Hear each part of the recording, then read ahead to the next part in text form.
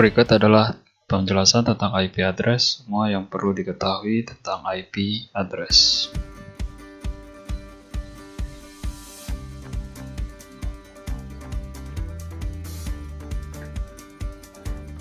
Dalam kasus pengiriman paket, tentunya kita pernah melakukan pengiriman ataupun penerimaan paket dari sumber paket menuju ke tujuan paket. Setiap paket tentunya harus memiliki alamat pengirim seperti pada contoh dan alamat penerima.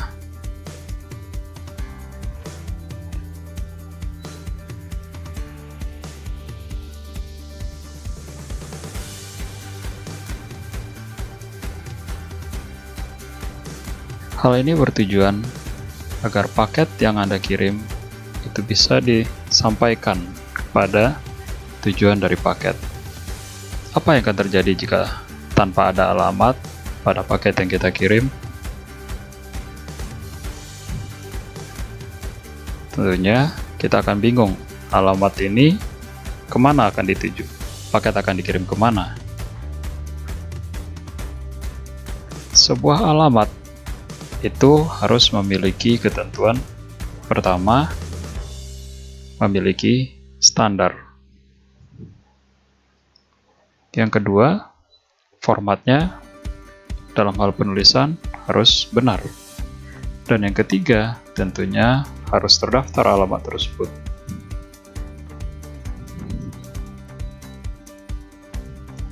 Seperti halnya pengiriman paket pos, pengiriman paket data dalam jaringan komputer juga memiliki aturan pengalamatan. Paket data dapat berupa email yang kita kirim atau kita terima, bisa berupa streaming pada YouTube dan sebagainya, belanja online, media sosial, sampai kepada website yang kita kunjungi. Di dalam jaringan komputer, paket data secara teknikal lebih tepat dikatakan sebagai paket. Sekarang kita lihat apa yang dikatakan sebagai paket tersebut.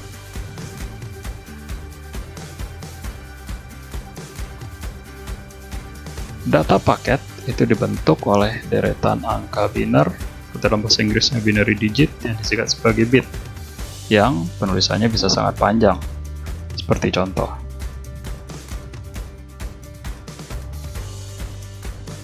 Rangkaian bit tersebut mengandung banyak informasi, di antaranya jenis data, bisa audio, video, bisa berupa teks maupun berupa gambar atau image. Kemudian juga ukuran dari data tersebut, pakai kilobyte, megabyte, atau mungkin gigabyte. Kemudian tentunya adalah alamat dari pengirim maupun penerima paket data tersebut. Dan masih banyak lagi informasi yang lainnya. Internet Protocol adalah serangkaian aturan yang dibuat agar seluruh perangkat terhubung ke jaringan internet itu bisa saling berkomunikasi atau dengan kata lain bisa saling berkirim data. Apakah itu di media sosial, pengiriman email, kemudian berbelanja secara online, ataupun apapun aktivitas Anda ketika berada di jaringan internet.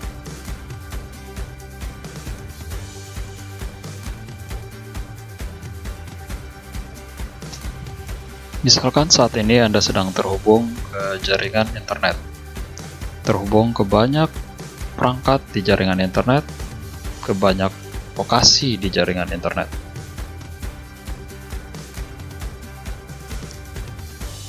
Bayangkan jika Anda ingin mengirimkan sebuah email ke rekan-rekan Anda yang ada di internet. Tentunya hal yang harus Anda lakukan adalah memastikan alamat yang dituju dari email tersebut. Di samping alamat dituju, tentunya email Anda juga memiliki sumber dari email tersebut.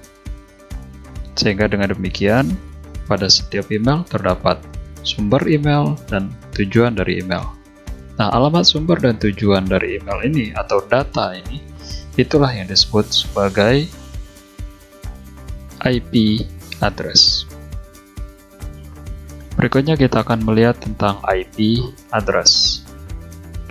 Di dalam tabel berikut kita melihat versi dari IP address. Pertama adalah IP versi 4, yang merupakan IP yang masih dipergunakan hingga saat ini. Kemudian IP versi 6, yang merupakan rencana yang nanti akan menggantikan IP versi 4 apabila jumlah alamat pada IP versi 4 itu sudah tidak memadai lagi jumlahnya. Perbedaannya adalah pertama dari bit penyusun, di mana IP versi 4 terdiri atas 32 bit, sementara IP versi 6 memiliki bit yang jauh lebih banyak, yaitu 128 bit. Dengan demikian, alamat maksimal yang bisa terbentuk dari IP versi 4 itu bisa mencapai 4,3 miliar, sementara IP versi 6 bisa mencapai 34 kali 10 pangkat 38 buah alamat. Dengan demikian, jumlahnya akan sangat banyak sekali dan diperkirakan akan memadai untuk jangka panjang. Dalam pembahasan kita kali ini, kita akan lebih banyak berbicara mengenai IP versi 4. Sekarang kita lihat struktur dari IP address versi 4 itu sendiri. IP versi 4 terdiri atas 32 bit yang terdiri atas 32 digit angka 1 dan angka 0. Kita lihat bagaimana cara penulisannya.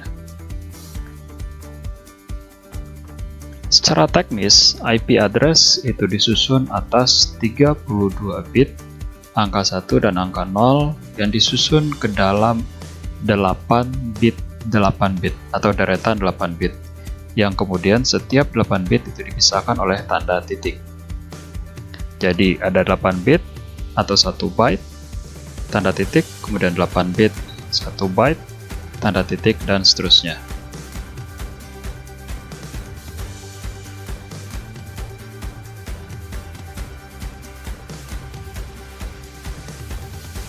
Dengan demikian kita memiliki 8 bit dikali 4 atau 32 bit, atau bisa juga dikatakan sebagai 4 byte.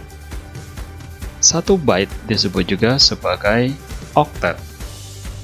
Dengan demikian, 8 bit pertama bisa dikatakan sebagai octet pertama, 8 bit kedua sebagai octet kedua, 8 bit ketiga sebagai octet ketiga, dan 8 bit terakhir sebagai octet keempat. Pada IP versi 4 juga ada kelas. Kelas ini nanti akan membedakan berapa jumlah alamat yang bisa terbentuk, kemudian bagaimana nanti fungsinya di dalam jaringan itu sendiri. Kita lihat dalam kelas, itu nanti posisi octet akan dibedakan berdasarkan network ID dan host ID. Di mana network ID dan host ID nanti akan kita bahas berikutnya. Pertama adalah kelas A, kemudian kelas B, dan kelas C. Apa perbedaannya? Kita lihat pertama adalah pada kelas A, itu network ID itu berada di oktet pertama, sementara kelas B ada di oktet pertama dan kedua, dan pada kelas C ada di oktet pertama, kedua, dan ketiga. Kemudian host ID pada kelas A itu ada pada oktet kedua, ketiga, dan keempat. Pada kelas B ada di oktet ketiga dan keempat, dan pada kelas C ada hanya pada oktet keempat. Ini nanti akan membedakan berapa banyak host yang bisa mendapatkan alamat. Kalau pada kelas A bisa mendapatkan hingga 16 jutaan alamat, pada kelas B 65.534 alamat, sementara kelas C itu nanti host hanya akan diberikan maksimal sebanyak 254 alamat. Di samping itu juga ada dua kelas lain, yaitu kelas D dan E. Namun, kelas ini itu tidak dipakai secara umum, namun hanya dipakai untuk reserve atau cadangan, yaitu dalam hal multicast dan eksperimen. Sekarang kita akan melihat bagaimana sebuah network dengan network-network yang lain itu saling berhubungan satu sama lain. seperti pada gambaran ini. Antara satu network dan network lain itu memiliki konektivitas sehingga disebut sebagai antar jaringan, atau dalam bahasa Inggris disebut sebagai inter-network atau disingkat sebagai internet. Dalam setiap network itu sendiri, itu bisa lagi dibagi menjadi jaringan-jaringan lebih kecil, seperti pada gambaran ini. Nah, jaringan yang kecil ini atau jaringan lebih kecil ini disebut sebagai subnetwork atau subnet, di mana antara subnet yang satu dengan subnet yang lain juga memiliki konektivitas. Setiap network dan subnetwork ini akan memiliki identitas yang disebut sebagai network ID.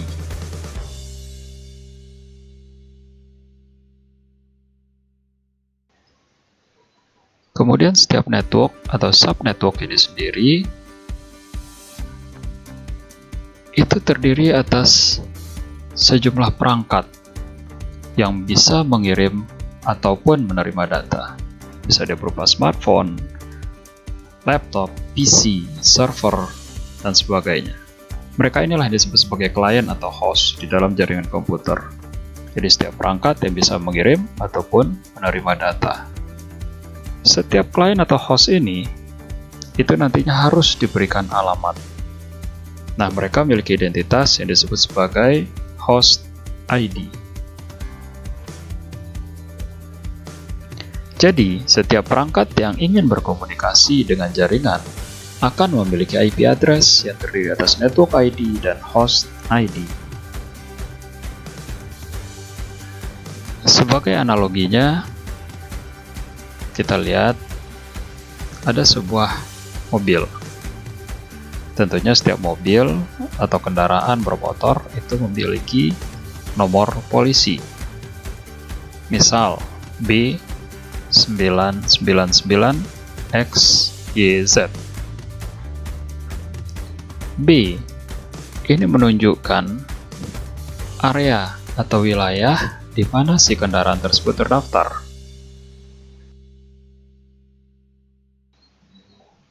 Kemudian 999 ini menunjukkan nomor lisensi dari kendaraan tersebut di area di mana dia terdaftar. Jika diposisikan pada network ID dan host ID, maka B itu seperti layaknya adalah identitas dari jaringan atau identitas dari area atau network ID. Sementara 999 itu seperti halnya posisi host ID pada IP address. Berikutnya kita akan melihat bagaimana struktur dari IP versi 4 berdasarkan kelasnya.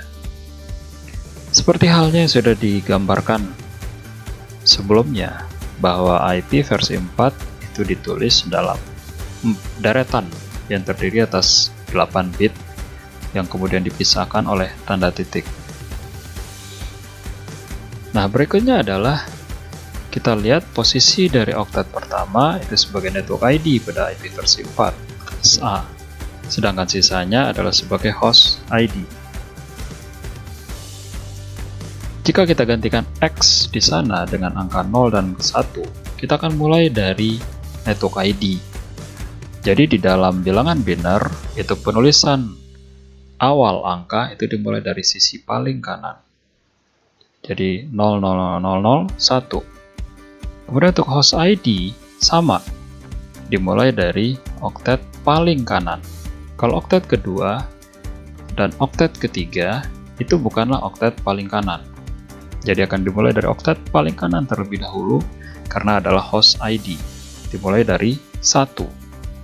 Kemudian untuk alamat yang kedua, itu network ID, itu masih dimulai dari 00001. Seperti pada gambar, pada video. Sedangkan host ID-nya sudah mulai beranjak, bukan lagi 00001, tetapi sudah di nomor urut yang kedua itu 00010.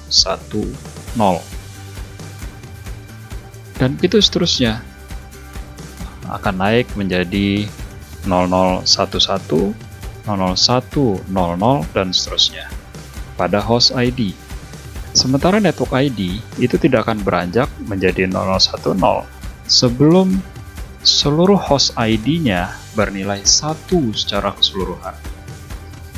Jadi, perubahan pada network ID misalnya menjadi 0000010 itu hanya akan terjadi ketika host ID yang berada pada oktet ketiga itu sudah seluruhnya bernilai 1, seperti pada gambaran di video.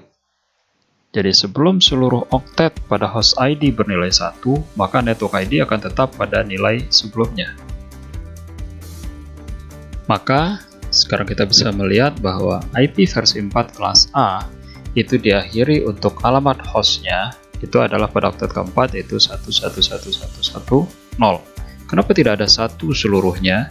Itu karena host ID tidak mengizinkan pemberian alamat yang dimana nilai host ID-nya adalah seluruhnya 1. Karena itu nanti akan menjadi alamat broadcast. Mungkin dalam pembahasan yang berikutnya akan kita lihat apa itu broadcast address dan network address. Nah, model penulisan seperti biner seperti ini itu akan rentan sekali kesalahan dalam penulisan. Oleh karena itu perlu dikonversi nilai biner menjadi desimal. Misalnya seperti 001 bisa dikonversi menjadi hanya 1, kemudian 0 sebanyak 8 kali itu cukup 0, kemudian 0010 itu bisa kita konversi menjadi 2 dalam bentuk desimal. Kemudian 011110 itu bisa kita konversi dalam bentuk desimal menjadi 126. 1 sebanyak 8 kali itu kita bisa konversi menjadi 255. Kemudian pada oktet ketiga juga sama, 255. Dan oktet keempat itu adalah 254. Dengan demikian, maka IP versi 4 kelas A, range alamat yang bisa diberikan untuk host itu adalah dimulai dari alamat 1.0.0.1 sampai dengan 126.255.255.254. Bagaimana dengan kelas B dan kelas C? Sekarang kita lihat untuk kelas B. Hampir sama dengan pada kelas A. Untuk struktur penulisan masih sama, di mana setiap 8 bit dipisahkan oleh tanda titik. Namun, yang membedakan adalah posisi network ID-nya, di mana network ID pada kelas B itu pada oktet pertama dan kedua, sementara host ID pada kelas B adalah di oktet ketiga dan keempat.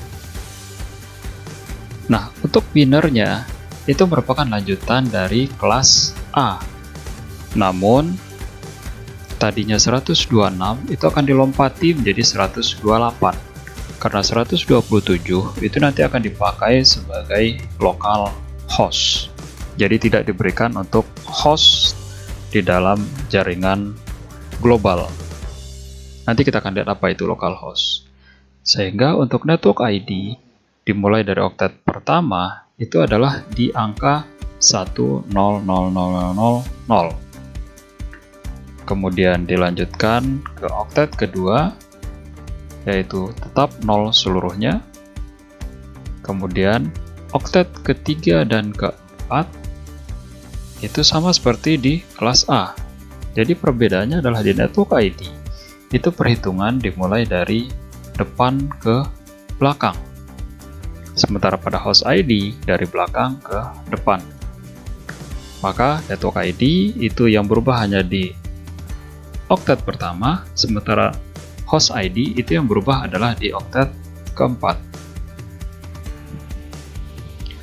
Maka, perubahan pada oktet yang di depan itu hanya akan terjadi setelah oktet di belakangnya telah full seluruhnya bernilai 1 atau bernilai 255. Maka sama halnya dengan kelas A tadi, pada host ID itu hanya maksimal sampai dengan 11110. Kemudian kita konversi ke dalam bentuk desimal supaya lebih kelihatan urutannya. Maka pada alamat pertama pada kelas B itu adalah nilai 128.0.0.1. Kemudian alamat kedua yang bisa diberikan kepada host adalah 128.0.0.2. Kemudian alamat terakhir yang bisa diberikan kepada host adalah 191.255.255.254. Jadi range IP yang bisa diberikan kepada host kelas B itu adalah mulai dari 128.0.0.1 sampai dengan 191.255.254. Hampir sama dengan kelas B dan kelas A. Kelas C juga sama strukturnya. Yang berbeda adalah posisi network ID dan host ID. Di mana pada kelas C, network ID ada pada oktet pertama, kedua, dan ketiga, sementara host ID hanya ada di oktet terakhir. Nah, jatah alamat untuk network ID-nya itu sama seperti kelas B dan kelas A tadi, dimulai dari oktet paling depan, yaitu dari 111.11.0000, kemudian oktet kedua dan ketiga masih tetap 0. Sementara host ID itu akan mulai berubah dari oktet keempat.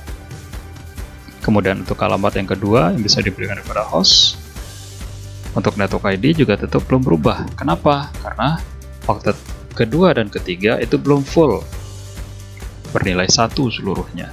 Jadi selama dia masih bernilai 0 atau masih ada digit 0 tersisa, maka oktet yang di depan tidak akan berubah.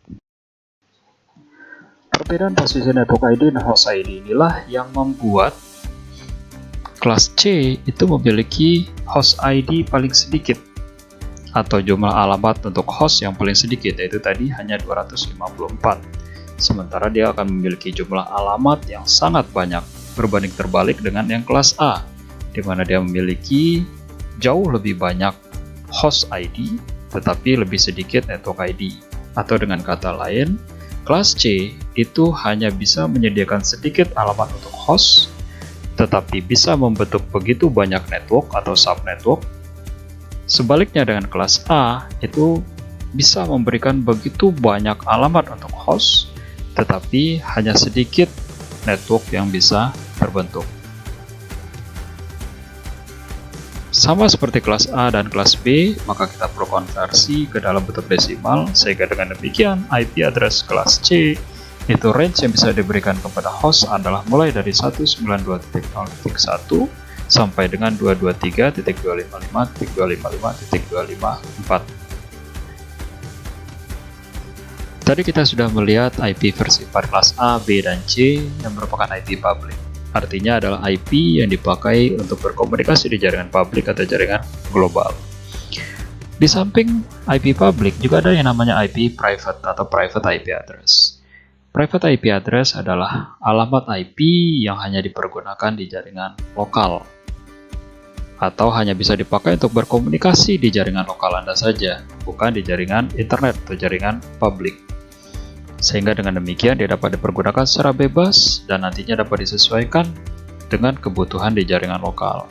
Apakah itu nanti untuk subnetting dan sebagainya. Nah, range alamat untuk private IP address itu mulai dari 10.0.0.1 sampai dengan 10.25.255.255 atau 172.16.00 sampai 172.32.255.255 atau 192.168.0.0 sampai dengan 192.168.255.255. Berikutnya adalah localhost atau biasa juga disebut sebagai loopback. Nah, tadi antara kelas A dan kelas B terjadi lompatan dari alamat terakhir kelas A adalah 126, sementara kelas B adalah 128. Nah, alamat tepatnya yang dipakai sebagai loopback atau localhost ini adalah 127.0.0.1. Salah satu pemanfaatan dari localhost adalah pada web programming, di mana kita nanti akan mengakses web yang kita bangun sebelum kita menghostingnya ke jaringan internet. Pada prinsipnya ketika kita menghosting sebuah web ke jaringan internet, maka web tersebut akan bisa diakses oleh siapa saja di jaringan internet. Namun sebelum itu tentunya kita ingin melihat terlebih dahulu bagaimana fungsionalitas maupun tampilan dari web yang kita bangun. Nah, disinilah kita membutuhkan adanya local web server.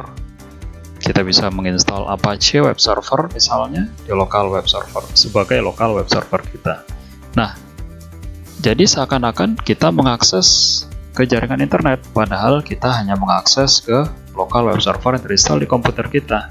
Maka proses inilah yang sering disebut sebagai loopback.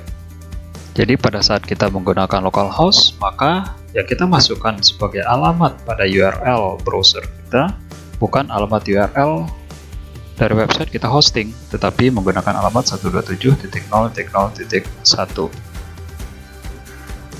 Demikian video seri jaringan komputer kali ini yang membahas mengenai IP address. Terima kasih telah menyaksikan.